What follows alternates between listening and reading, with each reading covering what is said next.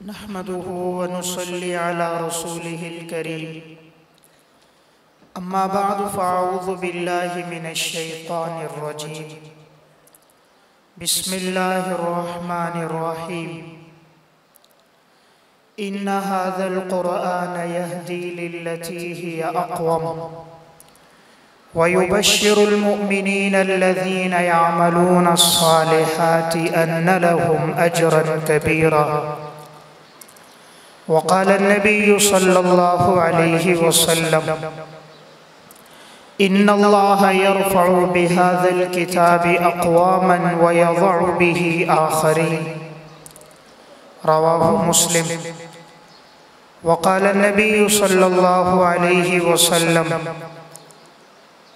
إن هذه القلوب تصدأ كما يصدأ الحديد إذا أصابه الماء. قيل وما جلاؤها يا رسول الله؟ قال كثرة ذكر الموت وتلاوة القرآن. رواه البيهقي في شعب الإيمان. وقال النبي صلى الله عليه وسلم إذا مات الإنسان انقطع عنه عمله إلا من ثلاث: من صدقة جارية أو من علم ينتفع به أو ولد صالح يدعو له. رواه مسلم. صدق اللہ العظیم. میرے انتہائی واجب الاحترام قابل صد احترام علماء کرام اور عزیز طلبہ ساتھیوں، میں نہایت ممنون اور مشکور ہوں جامعہ رحمت للعالمین کے محتمم استاذ العلماء حضرت اقدس حضرت مولانا عظمت اللہ صاحب دامت برکاتہم کا کہ جنہوں نے مجھے یہ موقع عنایت فرمایا کہ میں آپ سے مخاطب ہوں.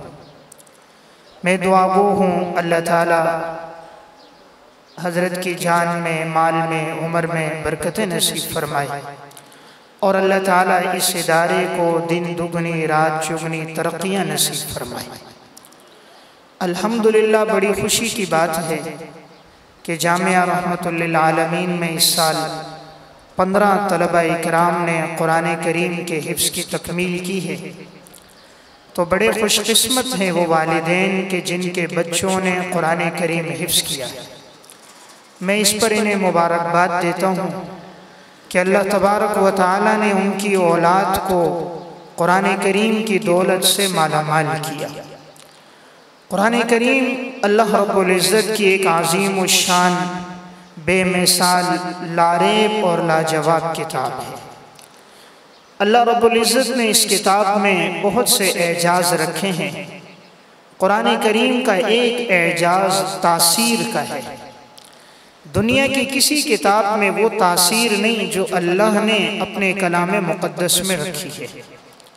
ایسی تاثیر رکھی کہ بہت سارے لوگ قرآن سن کر مسلمان ہو گئے. عقیدہ اور مذہب ایک ایسی چیز ہے، چاہے انسان باطل پر بھی کیوں نہ ہو وہ اپنے عقیدے کو اتنی آسانی سے نہیں چھوڑتا. لیکن اللہ نے قرآن میں ایسی تاثیر رکھی کہ جنہوں نے سنا اللہ رب العزت نے ان کی دل کی کایا پلٹ دی اور انہیں ہدایت کی دولت سے مالا مال کر دیا. علامہ ابن اسیر جزری رحمت اللہ علیہ متوفہ 630 ہجری نے اپنی کتاب اسد الغابہ فی معرفت الصحابہ میں حضرت عمر رضی اللہ تعالیٰ عنہ کا وہ مشہور واقعہ نقل کیا ہے جو ان کے اسلام لانے کا سبب بنا. وہ واقعہ بھی قرآن کریم کی تاثیر کا تھا کہ حضرت عمر رضی اللہ تعالیٰ عنہ معاذ اللہ آپ صلی اللہ علیہ وسلم کے قتل کرنے کے ارادے سے گھر سے نکلے تھے. راستے میں نعیم بن عبداللہ سے ملاقات ہوئی. کہا عمر کہاں کا ارادہ ہے؟ کہا معاذ اللہ آپ صلی اللہ علیہ وسلم کو قتل کرنے جا رہا ہوں. کہا پہلے اپنی بہن فاطمہ کے گھر کی تو خبر لے لو. مختصر یہ کہ حضرت عمر جب وہاں پہنچے اندر سے قرآن کریم کے پڑھنے کی آواز آ رہی تھی تو بہن اور بنوئی سعید بن زید انہوں نے جلدی سے قرآن کے وہ اوراق چھپا لیے. حضرت عمر اندر آئے، پوچھا کیا پڑھ رہے تھے؟ تو جب بتلایا گیا تو بے تحاشا انہوں نے اپنے بنوئی کو بھی مارا اور اپنی بہن فاطمہ کو بھی، یہاں تک کہ ان کا جسم لہو لہان ہو گیا اور خون بہنے لگ گیا۔ گویا زبان حال سے فاطمہ بنت خطاب نے کہا کہ اے عمر، اگر تمہاری رگوں میں خطاب کا خون ہے تو میری رگوں میں بھی ہے، اگر تم اپنے باطل مذہب کو نہیں چھوڑ سکتے تو میں بھی اپنے سچے مذہب دین اسلام کو نہیں چھوڑ سکتا۔ حضرت عمر نے جب یہ سنا تو کہا مجھے بھی بتلاؤ تم کیا پڑھ رہے تھے؟ تو ان کے سامنے سورہ طٰہٰ کی ابتدائی آیات پڑھی گئیں اور بعض تاریخی روایات میں سورہ حدید کی ابتدائی آیات پڑھی گئیں۔ حضرت عمر کی آنکھوں سے آنسو بہنے لگ گئے اور پھر انہیں حضور کی خدمت میں لے جایا گیا تو حضرت عمر اسلام لے آئے۔ تو یہ قرآن کریم کی تاثیر کا اعجاز تھا۔ حضرت جبیر ابن مطعم رضی اللہ تعالیٰ عنہ کا واقعہ امام بخاری رحمۃ اللہ علیہ متوفہ 256 ہجری نے صحیح بخاری میں نقل کیا۔ فرماتے ہیں کہ میں مسجد حرام میں آیا، نبی اکرم صلی اللہ علیہ وسلم مغرب کی نماز پڑھا رہے تھے اور سورہ طور تلاوت کر رہے تھے۔ فرمانے لگے میں یہ سورت سنتا رہا۔ اس سورت نے ان کے دل پر ایسا اثر کیا کہ لگتا تھا کہ میرا دل ہواؤں میں اڑ جائے گا۔ پس یہی سورت کا اعجاز تھا، انہوں نے سنا اور پھر اگلے دن حضرت جبیر ابن مطعم رضی اللہ تعالیٰ عنہ ایمان لے کر آئے۔ جنات کی جماعت جو مسلمان ہوئی ہے قرآن کریم سن کر ہوئی۔ وَإِذْ صَرَفْنَا إِلَيْكَ نَفَرًا مِّنَ الْجِنِّ يَسْتَمِعُونَ الْقُرْآنَ فَلَمَّا حَضَرُوهُ قَالُوا أَنصِتُوا فَلَمَّا قُضِيَ وَلَّوْا إِلَىٰ قَوْمِهِمْ مُنذِرِينَ۔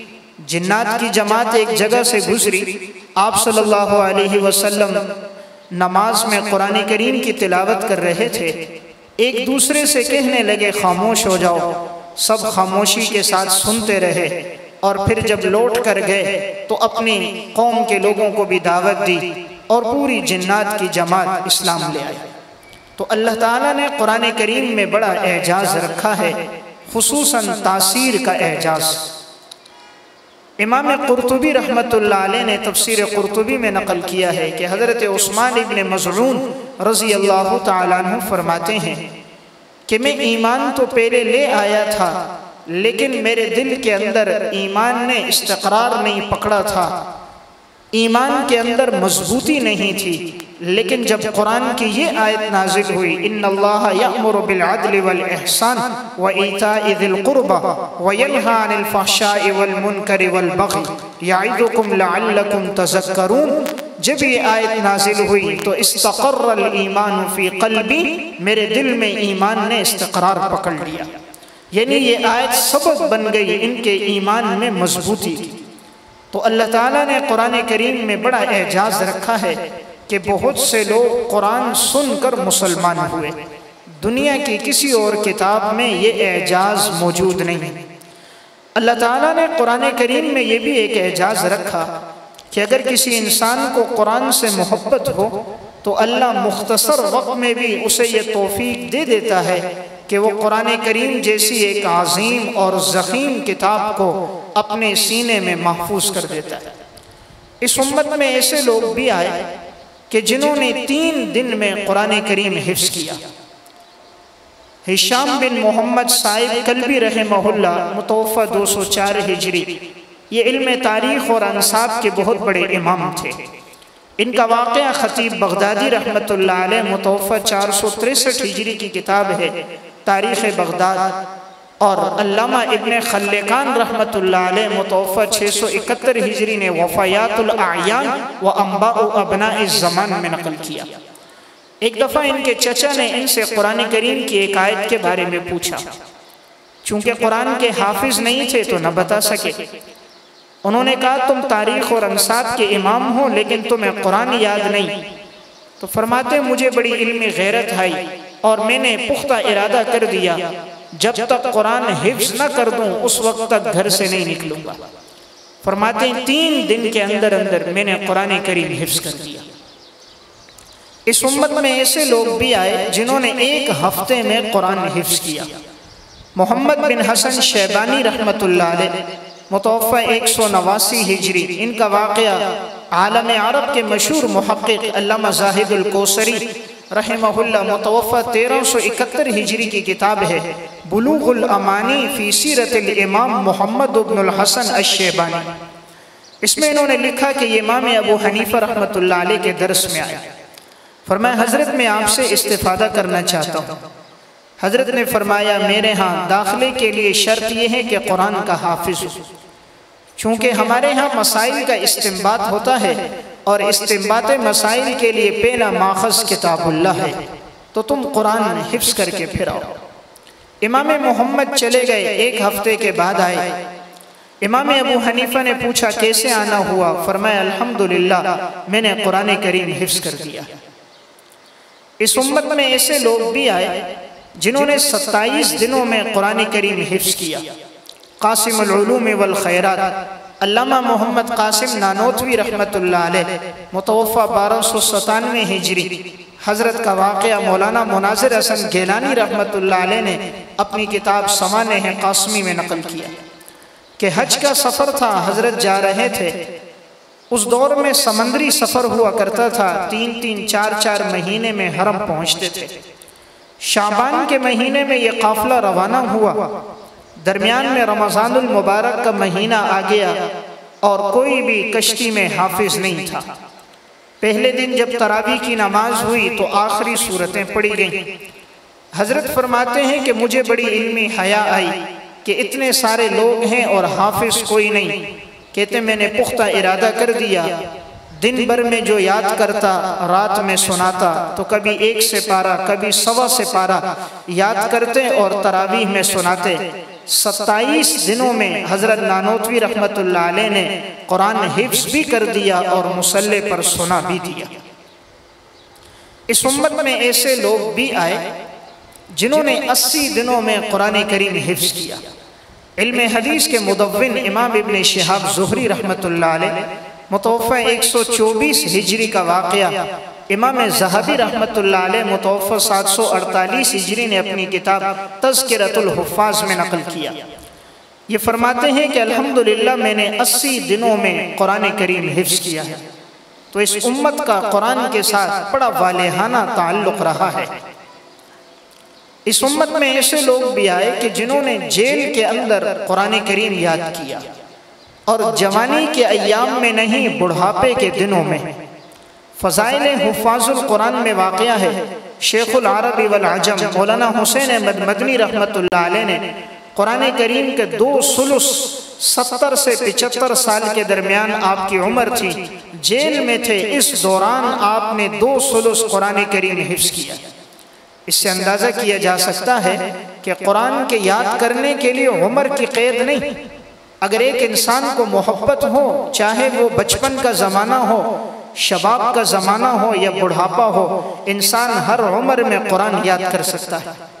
امام شافعی رحمۃ اللہ علیہ متوفہ 204 ہجری، ان کا واقعہ علامہ ابن جوزی رحمۃ اللہ علیہ متوفہ 597 ہجری کی کتاب صفۃ الصفوہ فرماتے میں نے 7 سال کی عمر میں قرآن حفظ کیا اور 10 سال کی عمر میں میں نے موطا مالک کو یاد کر دیا۔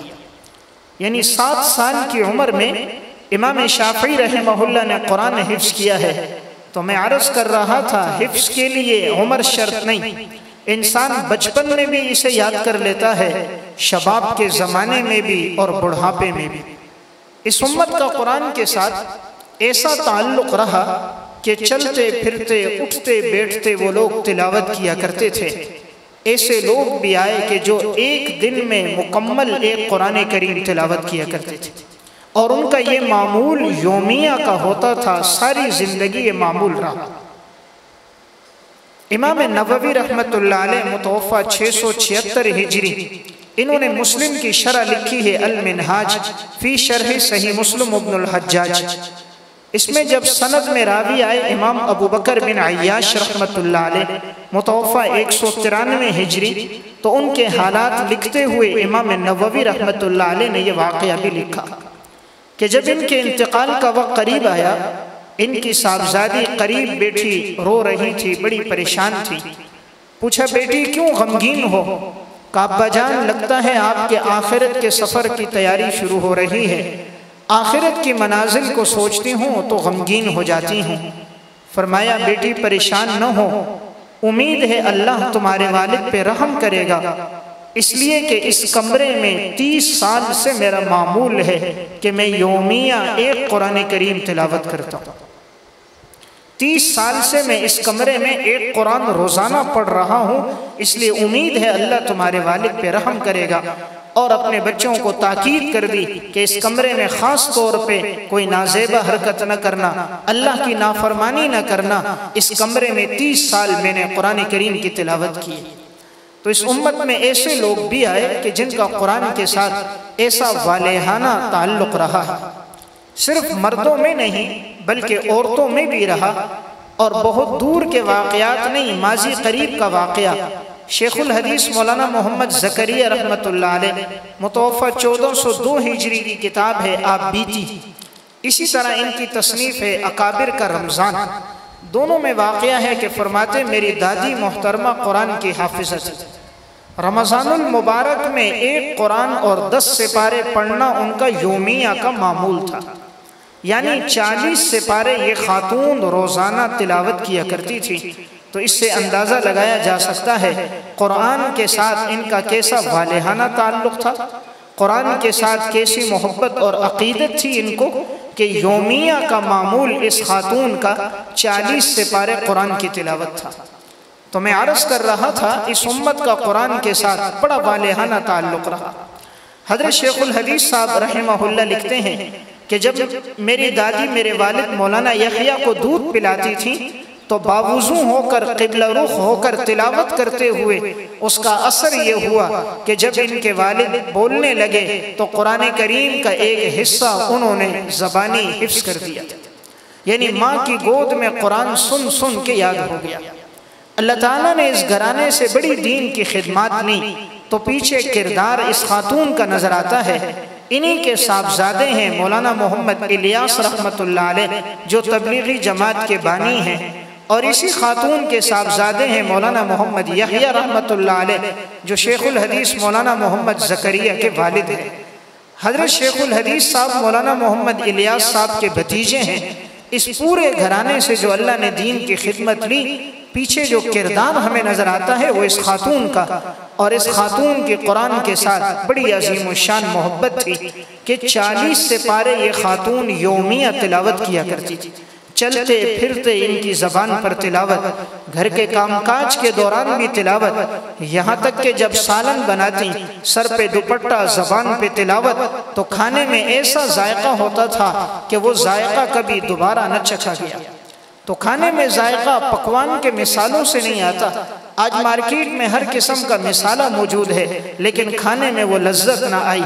لذت تب ہوتی تھی جب اس امت کی خواتین باوضو ہو کر تلاوت کرتے ہوئے اللہ کا ذکر کرتے ہوئے بناتی تھی، تو اللہ کھانے میں لذت ڈال دیتا تھا۔ تو میں عرض کر رہا تھا اس امت کا قرآن کے ساتھ بڑا والہانہ تعلق رہا۔ اس امت میں ایسے لوگ آئے جو چلتے پھرتے قرآن کریم کی تلاوت کیا کرتے تھے۔ ایک قرآن دن میں پڑھ لیتے تو ایک رات میں پڑھ لیتے۔ امام شافعی رحمہ اللہ متوفہ 204 ہجری کا واقعہ صفت الصفوہ میں ہے۔ رمضان المبارک میں یومیہ ایک قرآن دن میں ایک قرآن رات میں، مہینہ 30 کا ہوتا تو 60 قرآن مکمل ہو جاتا تھا۔ امام اعظم ابو حنیفہ رحمت اللہ علیہ متوفہ 150 ہجری کا واقعہ علامہ سیمری رحمت اللہ علیہ نے اخبار ابی حنیفہ و اصحابہ میں نقل کیا ہے کہ رمضان المبارک میں 62 قرآن کریم آپ تلاوت کرتے تھے، روزانہ ایک دن میں اور ایک رات میں۔ تو مہینہ 30 کا ہوتا تو 60 قرآن یہ ہوتے، ایک قرآن پورے مہینے میں تہجد میں، ایک قرآن پورے مہینے میں تراویح کی نماز میں۔ تو اس امت کا قرآن کے ساتھ ایسا عظیم الشان تعلق رہا۔ تو میں نے قرآن کریم کا یہ اعجاز بتایا کہ اگر کسی کو قرآن سے محبت ہو، اللہ مختصر وقت میں اسے یہ توفیق دے دیتا ہے کہ وہ قرآن کریم کو حفظ کر دیتا ہے۔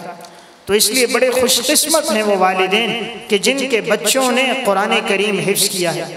دنیا میں سب سے بڑی عزت یہ قرآن کی عزت ہے کہ آپ کا بچہ قرآن کا حافظ ہو، مسائل جاننے والا ہو، عالم ہو۔ دنیا میں اس سے بڑھ کر کوئی عزت نہیں۔ مال اور دولت سے ملنے والی وہ چاپلوسی ہے، جب تک عہدہ اور مال موجود ہیں ارد گرد چاپلوس ہیں، جب یہ عہدہ چلا گیا دولت ختم ہو گئی سب منتشر ہو جاتے ہیں، لیکن دین سے ملنے والی عزت پائیدار ہے، جتنا وقت گزرتا جاتا ہے اتنی عزت بڑھتی جاتی ہے۔ امیر المومنین فی الحدیث عبداللہ بن مبارک رحمت اللہ علیہ متوفہ 181 ہجری کا واقعہ، علامہ ابن جوزی رحمت اللہ علیہ متوفہ 597 ہجری کی کتاب المنتظم فی تاریخ الامم والملوک، اس میں عبداللہ بن مبارک کے ترجمے میں واقعہ لکھا کہ حضرت عبداللہ بن مبارک ہارون الرشید کے دور میں رقہ شہر میں داخل ہوئے۔ رقہ کی عوام کو پتہ چلا کہ عبداللہ بن مبارک آ رہے ہیں، تو 30,000 سے زائد کا مجمع ان کے استقبال کے لیے آیا۔ جب یہ مجمع آ رہا تھا تو ایک گرد و غبار اڑ رہا تھا، جب یہ مجمع آنے لگا تو سارے راستے کے اندر ایک شور بھرپا تھا، لوگوں کی آمد کی ایک آواز تھی، خوشی سے سب کے چہرے چمک رہے تھے۔ ہارون کی بیوی زبیدہ محل کے دریچے سے جھانکنے لگی، کہیں دشمن نے حملہ تو نہیں کر دیا؟ خادمہ سے پوچھا یہ شور کی آواز آ رہی ہے، اس نے کہا دشمن نے حملہ نہیں کیا، خراسان کے عالم اور محدث عبداللہ بن مبارک رقہ میں داخل ہوئے ہیں اور یہ مخلوق خدا استقبال کے لیے جا رہے ہیں۔ اس وقت زبیدہ نے ایک جملہ کہا ھذا واللہ الملک لا ملک ہارون الذی لا یجمع الناس الا بصوت واعوان، اللہ کی قسم بادشاہ ہارون الرشید نہیں، بادشاہ عبداللہ بن مبارک ہے جو لوگوں کے دلوں پر حکمرانی کرتا ہے۔ کہا اصل بادشاہ تو عبداللہ ہے کہ جن کے استقبال کے لیے اتنی بڑی دنیا امٹ کر آ گئی۔ کہا ہارون تو لا یجمع الناس الا بصوت واعوان، وہ تو لوگوں کو رقم دے کر پیسے دے کر اپنے جلسے میں بلاتا ہے، جو نہ آئے ان پر سختی کرتا ہے، کوڑے کی مدد سے بلاتا ہے۔ اصل بادشاہت تو عبداللہ کی جو لوگوں کے دلوں پر حکمرانی کرتا ہے۔ تو میں عرض کر رہا تھا دین سے ملنے والی اصل عزت ہے۔ بڑی خوش قسمت یہ ہے اس شخص کے لیے جس کو اللہ نے دین سے وابستہ کیا، جس کی اولاد دین سے وابستہ ہو تو یہ اس کے لیے بہت بڑی نیک بختی ہے۔ خطیب بغدادی رحمت اللہ علیہ متوفہ 463 ہجری نے امام فرا رحمہ اللہ متوفہ 207 ہجری کے حالات میں ایک واقعہ لکھا۔ مامون الرشید کا دور تھا، ہارون کے دو بیٹے ہیں مامون اور امین۔ مامون کے بھی آگے دو صاحبزادے تھے، تو انہوں نے صرف نحو اور لغت سکھانے کے لیے امام فرا کو مقرر کیا تھا۔ امام فرا آتے تھے، مامون کے بیٹوں کو دین کی تعلیم دیتے تھے، نحو سکھاتے تھے۔ مامون نے ایک شخص کو مقرر کیا تھا کہ تم چھپ کے دیکھا کرو کہ یہ کس طرح میرے بیٹوں کو تعلیم دیتے ہیں، میرے بیٹوں کا ان کے ساتھ رویہ کیسا ہے اور ان کا میرے بیٹوں کے ساتھ تعلق کیسا ہے۔ اب وہ شخص چھپ کر دیکھا کرتا تھا۔ ایک دن کیا ہوا، امام فرا نے سبق پڑھایا، جب جانے لگے تو مامون کے دونوں بیٹے الجھ گئے۔ ایک بیٹا کہنے لگا کہ جوتیاں استاد کی مجھے دو میں اٹھاتا ہوں، دوسرا بیٹا کہنے لگا استاد کی جوتیاں مجھے دو میں اٹھاتا ہوں۔ دونوں الجھ گئے، آخر میں اتفاق اس پر ہوا کہ ایک ایک بیٹے نے ایک ایک جوتی لی اور اپنے استاد امام فرا کے سامنے رکھی۔ یہ دونوں بیٹے ولی عہد تھے کہ مامون کے مرنے کے بعد انہوں نے بادشاہ بننا تھا، تو جو شخص یہ ساری چیزیں دیکھا کرتا تھا اس نے آ کر مامون کو بتایا کہ حضرت آج تو بڑی عجیب بات ہو گئی، آپ کے دونوں بیٹے جوتوں پہ الجھ پڑے تھے، آخر میں اتفاق ایک ایک جوتے پہ ہوا۔ مامون الرشید نے امام فرا رحمہ اللہ کو بلا کر کہا ایک بات آپ سے پوچھنا چاہتا ہوں، یہ بتاؤ دنیا میں سب سے زیادہ عزت مند انسان کون ہے؟ امام فرا نے فرمایا حضرت آپ ہو، آپ کی عزت سب سے بڑی عزت ہے، اس لیے کہ آپ مسلمانوں کے خلیفہ ہو، بادشاہ ہو، آپ سے بڑھ کر عزت مند کوئی نہیں۔ مامون نے کہا نہیں، سب سے زیادہ دنیا میں عزت آپ کی عزت ہے۔ امام فرا نے پوچھا حضرت وہ کیسے؟ فرمایا اس وجہ سے کہ میرے جو دو بیٹے ہیں یہ ولی عہد ہیں، میرے مرنے کے بعد یکے بعد دیگرے انہوں نے بادشاہ بننا ہے، کبھی میرے جوتوں پر یہ آپس میں نہیں لڑے، کبھی میرے جوتوں پہ نہیں لڑے، حالانکہ میں ان کا والد ہوں، بادشاہ ہوں، اور میں نے ان کے لیے اتنے انتظامات کیے ہیں، ضروریات زندگی ان کے لیے مہیا کی، کبھی یہ میرے جوتوں پہ نہیں الجھے، آپ کے جوتوں پہ جھگڑ رہے ہیں۔ کہا دنیا میں سب سے بڑی عزت آپ کی عزت ہے۔ تو بڑے خوش قسمت ہیں وہ والدین جن کے بچوں نے الحمدللہ جامعہ رحمت اللہ عالمین میں قرآن کریم حفظ کیا۔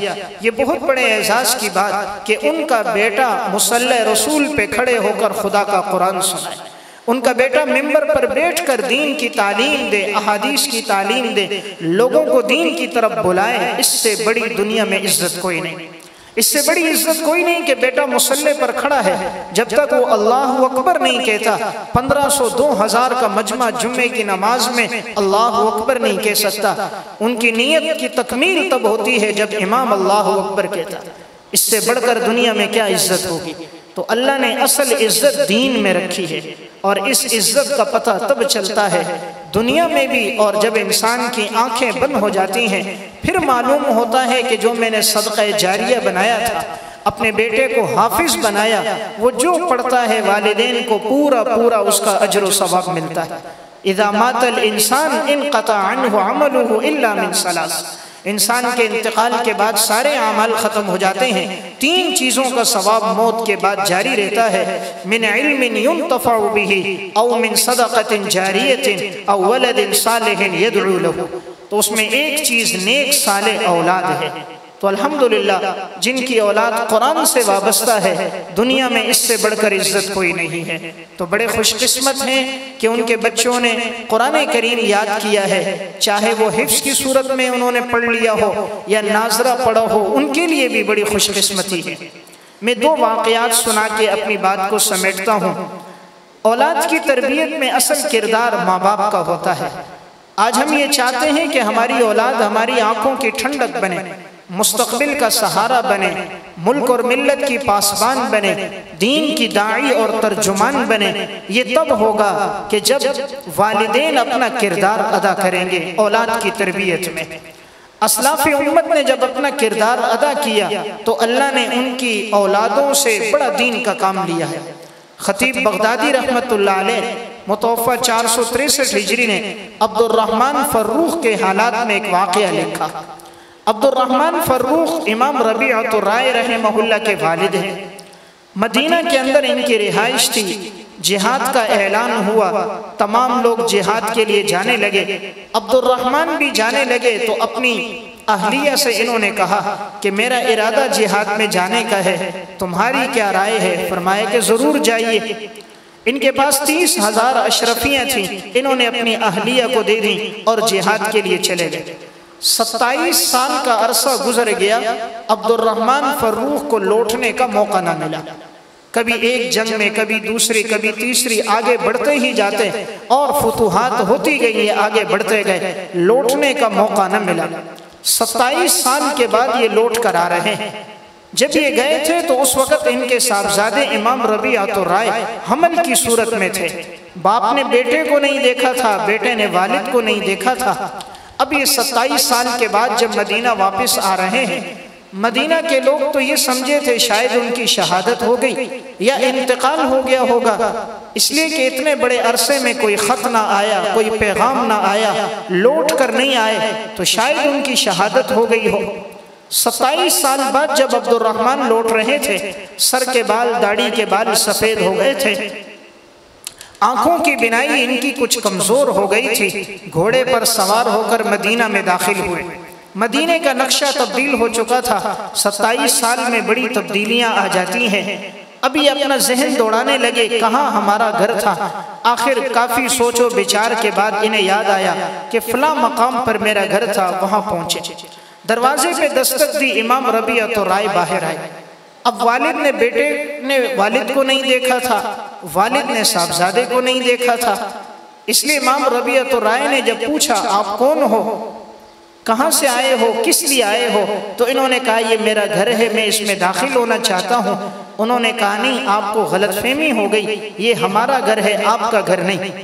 اب یہ آپس میں گفتگو چل رہی تھی ان کی، اتنے میں امام ربیعۃ الرائے کی والدہ اور عبد الرحمن فروخ کی اہلیہ نے اندر آواز سن لی۔ اپنے شوہر کی جو آواز سنی تو پہچان لیا کہ یہ تو میرے شوہر ہیں۔ دروازے کے دریچے سے جھانکا تو واقعی عبد الرحمن فروخ تھے۔ انہوں نے آواز دی بیٹا ربیعہ، یہ تمہارے والد عبد الرحمن ہیں۔ تو 27 سال کے بعد باپ اپنے بیٹے سے مل رہا تھا اور بیٹا اپنے والد سے مل رہا تھا۔ دونوں ہی رو رہے تھے، اور یہ آنسو خوشی کے آنسو کہ 27 سال کے بعد والد نے اپنے لخت جگر کو اور صاحبزادے نے اپنے والد مکرم کو دیکھا تھا۔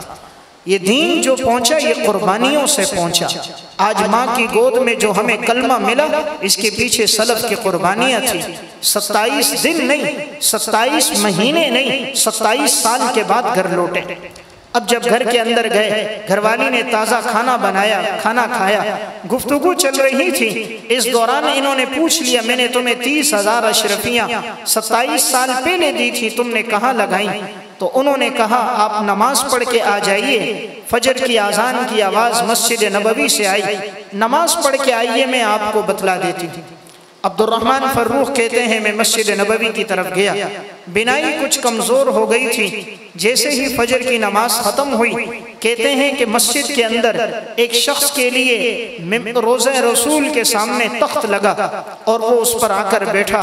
تمام لوگ سامنے بیٹھ گئے، ہاتھ میں کاغذ قلم لے کر، اور وہ شخص آپ صلی اللہ علیہ وسلم کی احادیث بیان کرتا اور کہتا قال صاحب هذا القبر، اس قبر والے پیغمبر صلی اللہ علیہ وسلم نے یہ فرمایا۔ حدیث بیان کرتے ہوئے قبر کی طرف اشارہ کرتا، حدیثیں بیان کرتا، سامنے بیٹھے ہوئے محدثین کی جماعت اس محدث کی زبان سے نکلنے والے کلمات کو لکھتی تھی۔ عبد الرحمن بہت پیچھے بیٹھے تھے، بینائی بھی کمزور تھی، تو یہ نہ پہچان سکے کہ یہ کون ہے۔ قریب میں کسی سے پوچھا اللہ نے یہ کس کو اتنی بڑی عزت دی ہے کہ وہ مسجد نبوی جہاں ایک نماز کا ثواب 50,000 نمازوں کے برابر، اور وہ روضہ رسول کے سامنے بیٹھ کر اللہ کے رسول کی حدیثیں پڑھا رہا ہے، یہ عزت مند انسان کون ہے؟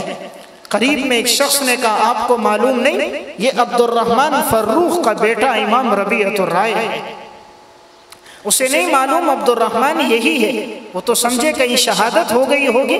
عبد الرحمن کہتے میں نے سر جھکا دیا، خوشی میں رونے لگ گئے، دامن آنسوؤں سے تر ہو گیا کہ اے اللہ تو نے میرے بیٹے کو اتنی عزت دی کہ میرا بیٹا مسجد نبوی میں حضور کے روزے کے سامنے بیٹھ کر اللہ کے نبی کی حدیثیں پڑھا رہا ہے، تو اس سے یہ بڑے خوش ہو گئے، بہت خوش ہوئے۔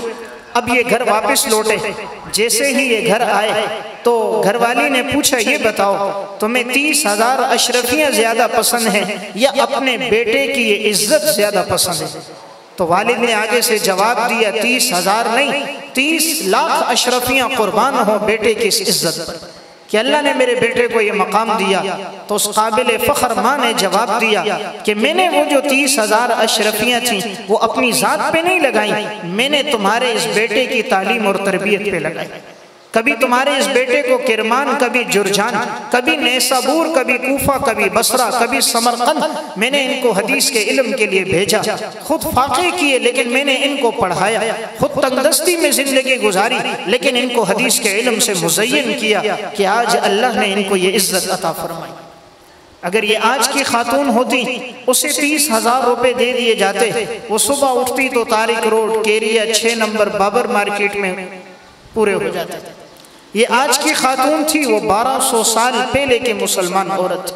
تو جب مائیں اولاد کی ایسی تربیت کرتی تھیں تو اللہ ان اولادوں کو جب پروان چڑھاتا تھا تو اللہ ان سے دین کے بڑے کام لیتا تھا۔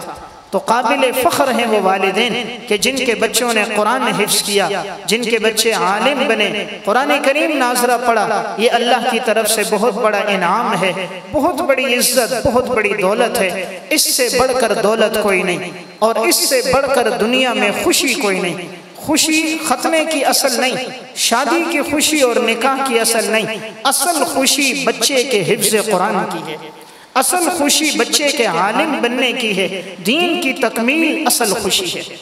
آج سے 2 سال قبل میں جامعہ انوار العلوم مہران ٹاؤن میں جب حدیث کا آخری سبق پڑھایا، اس کے بعد ساتھی ملاقات کر رہے تھے تو میں نے دیکھا ایک سفید ریش آدمی تھے، ان کے دونوں آنکھوں میں آنسو تھے اور آنسو ٹپک رہے تھے ان کے گالوں پر اور داڑھی پر۔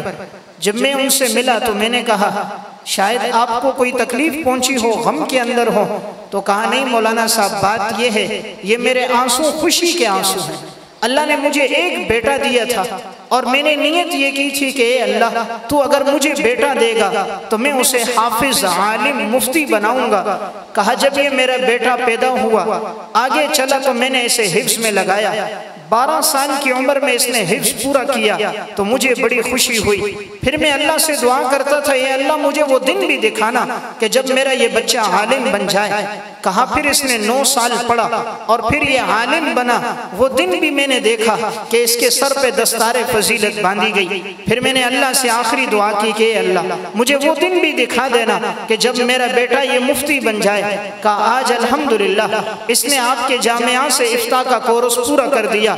تو یہ میرے آنسو خوشی کے آنسو ہیں کہ اللہ نے مجھے یہ 3 خوشیاں اپنی زندگی میں دکھا دی۔ اصل خوشی دین کی خوشی ہے، اصل مقام دین کا مقام ہے۔ اس سے بڑی خوش قسمتی کوئی نہیں ہے کہ آپ کا بیٹا منبر رسول پر اور آپ کا بیٹا مصلی رسول پر ہو اور وہ دین کی تعلیم دے اور وہ لوگوں کو دین کی دعوت دے۔ جب بچہ قرآن سے وابستہ ہوتا ہے، شریعت کا حکم بھی ہے کہ نماز جنازہ ولی پڑھائے۔ ولی جب پڑھاتا ہے تو وہ الفاظ زبان سے ادا نہیں کرتا، اس کے الفاظ دل سے ادا ہوتے ہیں۔ جب وہ اللہم اغفر لحینا و میتنا یہ کلمات کہتا ہے، صرف زبان سے نہیں وہ دل سے کلمات کہتا ہے۔ مسجد کے امام تو روزانہ ہی نماز جنازہ پڑھاتے ہیں، لیکن جب بیٹا اپنے والد کا، والد اپنے صاحبزادے کا، یا شوہر اپنی بیوی کا نماز جنازہ پڑھائے، یا بھائی اپنے بھائی کے، تو اس وقت دل کی کیفیت یہ ہوتی ہے زبان سے کلمات کی ادائیگی مشکل، آنکھوں سے آنسو بہہ رہے ہوتے ہیں، دل غمگین اور پریشان ہوتا ہے، ایک ایک لفظ دل سے ادا ہوتا ہے۔ اس وقت وہ جو پڑھتا ہے وہ دل سے پڑھتا ہے اور پھر امید یہ ہوتی ہے کہ انشاءاللہ میت کی مغفرت ہو جائے گی۔ پھر جب وہ ہاتھ اٹھاتا ہے تو دعا کرتا ہے کہ اے اللہ تو میرے والد کی مغفرت کر دے۔ میں آخری ایک واقعہ عرض کروں۔ حضرت قاری محمد طیب صاحب رحمت اللہ علیہ اپنا یہ واقعہ سناتے ہیں۔ فرمایا کہ میرے جو والد محترم تھے، جب ان کے انتقال کا وقت قریب آیا، انہوں نے مجھے قریب بلایا اور کہا کہ بیٹا میں نے تمہیں حافظ اپنے لیے بنایا تھا، میرے دنیا سے جانے کے بعد تلاوت کو اپنے معمول میں رکھنا اور میرے لیے ایصال ثواب کرتے رہنا۔ فرمایا جب سے والد کا انتقال ہوا ہے روزانہ کبھی 1 کبھی 2 کبھی اس سے زیادہ سپارے پڑھ کے میں ان کو ایصال ثواب کرتا رہتا ہوں۔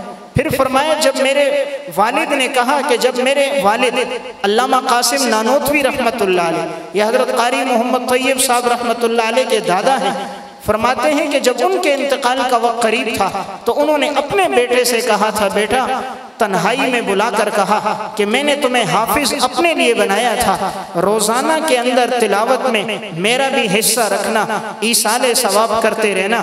تو حضرت قاری طیب صاحب رحمت اللہ علیہ کے والد کہتے ہیں کہ میرا معمول رہا اپنے والد کے انتقال کے بعد سے اس دن تک کا یومیہ 2 سپارے تلاوت کر کے میں ایصال ثواب کرتا ہوں۔ یہ وہ لوگ تھے عقل مند جنہوں نے قبر کے لیے سوچا، یہ دانا اور سمجھدار تھے جنہوں نے قبر کے گھڑے کے لیے سوچا۔ آج تو ہم نے اولاد کو پیسے کی مشین بنایا ہے، دولت کما کر لائے چاہے حلال کی ہو حرام کی ہو۔ آج ہماری نگاہ میں دین کی عزت کوئی نہیں، ہماری نظر میں اگر عزت ہے تو مال اور دولت کی ہے۔